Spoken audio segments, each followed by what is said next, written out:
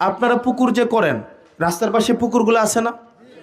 এই যে রাস্তা করবে, রাস্তা করার সময় কি এটা সরকারের কাজ আপনার রাস্তার পাশ দিয়ে করে দেওয়া, ওই যে রিপেয়ারিং ওয়াল করে দেওয়া?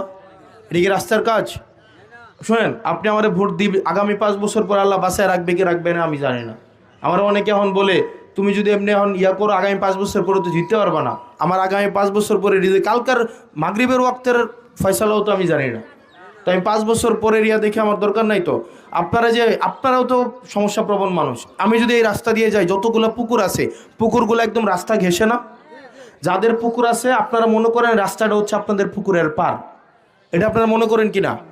আপনারা মনে করেন রাস্তাটা হচ্ছে আপনাদের পুকুরের পার, সবগুলো পুকুরে জরিমানা করা হবে, একদম এগুলোর মাছ উঠাই ফেলে বেচে ফেলা হবে।